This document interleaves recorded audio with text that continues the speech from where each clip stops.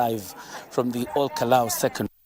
Will be the main tallying center for the by-election slated for tomorrow. After months of campaigns and parties hitting the ground to campaign for the respective candidates, the showdown is tomorrow, when all the candidates will be subjected to that very test of elections, and the people of Kalou get to identify the man who will present them in Parliament for at least about a year or so before the general elections. Of course, this is after the death of the Member of Parliament, the Honourable Njuguna Kieraho.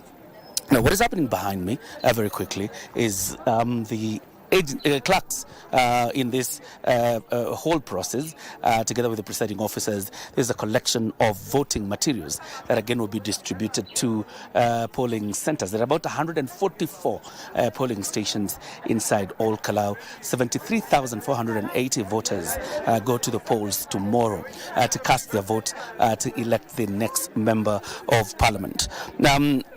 We had spoken to two commissioners before, and that is the Commissioner Nur Hassan and Commissioner Anderito of the IEBC, regarding the preparations here to ensure that this exercise moves smoothly.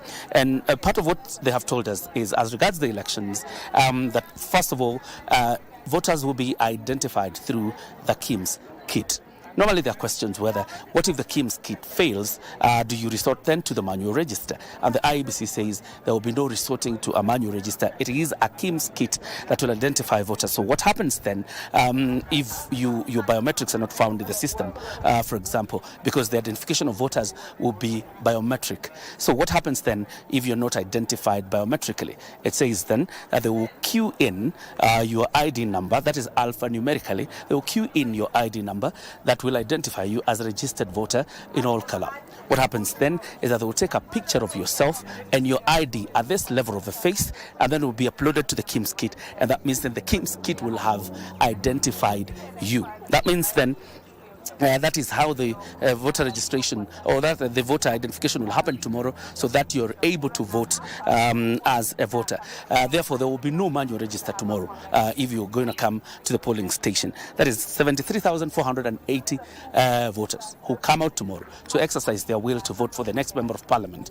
They will have to be subjected to the identification of a KIMS kit, and there will be no manual register. The exercise begins at 6 a.m. and closes at 5 p.m.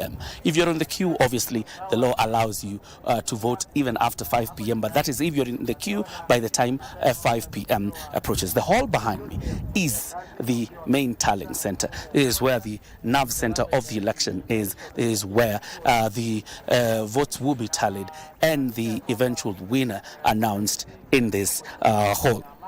Regarding security preparations, as you know, the IEBC announced the deployment, or rather the IG of Police, Douglas Kanja, announced the deployment of 1,000 police officers to this constituency, and largely is for the part of ensuring that this exercise is peaceful and to ensure that the voters of Kalou do not get hindered anyway, either by security nightmares, for example, the infiltration of goons in exercising the will to vote. And therefore, there will also be road checks mounted across the roads in Kalou constituency. And the idea is to ensure that non-locals who could be goons do not infiltrate this exercise. The idea is to keep this exercise flowing as smoothly as possible. So they will deal with whatever nightmares or whatever security situation that could arise. They will be in plain clothes and others in uniform, but all of them at guard, ensuring that this exercise kicks off as it should and is conducted obviously in accordance with the law. The commitment from the IEBC is that this process will be fair,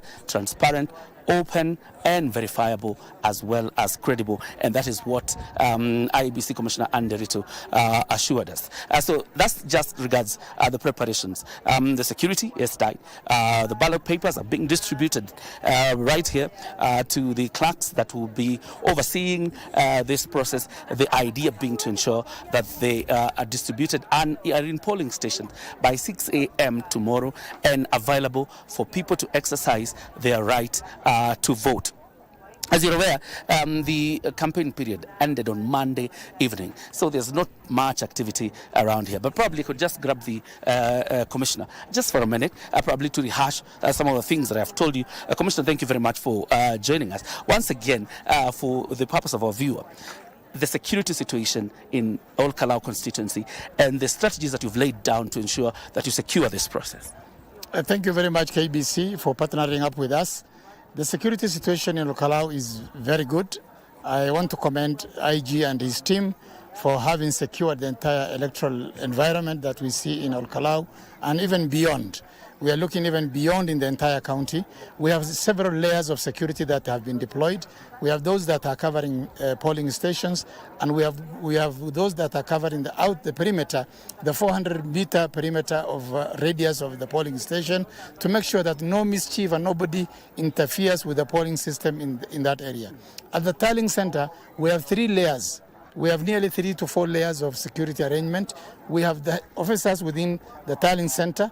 We have officers outside the building of the tallying center, and there are those who are within the school perimeter wall, and then there are those who cover up to the tarmac road outside the perimeter wall of the school, so that nobody from outside can come and interfere with this sacred process of tallying the votes of the people of Ol Kalou. Let me ask very quickly, because sometimes you see big honchos and politicians storming to polling stations and some level of misconduct, sometimes even trying to file complaints. How are candidates or even their agents, what is the process of filing complaints with you guys, so probably you can be able to act? First of all, there are no big people and small people in this election. The big person in this election is the voter. That is the person we care most. And we protect his vote and make sure that once he casts his vote is protected and is counted. That is a big person for us. Anybody else will consider them as any other member of the public. Now, for the people who have any issues, the officers, the returning officer, his numbers are out for everybody to see. And in every polling station, we have a presiding officer who is in charge of that polling station. And therefore, at the tallying center, we have, of course, a returning officer and his team who are all there. So any problem that is found will be dealt at the polling station. Election begins and ends at the polling station. Here, we're just tallying numbers that we have been given from the polling station. And therefore, we don't want to hear big boys or big names or big people or big party leaders, big party honchos running around, in the name of their big parties. We have no time for that. We want to count the votes, we want to cast the vote and count the votes. Number 2, the other issue we also want to focus on is the many vehicles that have no number plates that are roaming around. We have also said there is no vehicle that is allowed without a number plate in this constituency, or generally it is an offense. The police know that very well, and they have clear instructions that no vehicle is going to be allowed without a number plate roaming around. Correct. Thank you very much, Commissioner. Commissioner Nur Hassan, again, repeating some of the things, of course, we've been telling you regarding the preparations and the preparedness of the IEBC to conduct this exercise. Himself and Commissioner Anderito will be supervising the entire exercise down here in Ol Kalou. Of course, we'll be giving you updates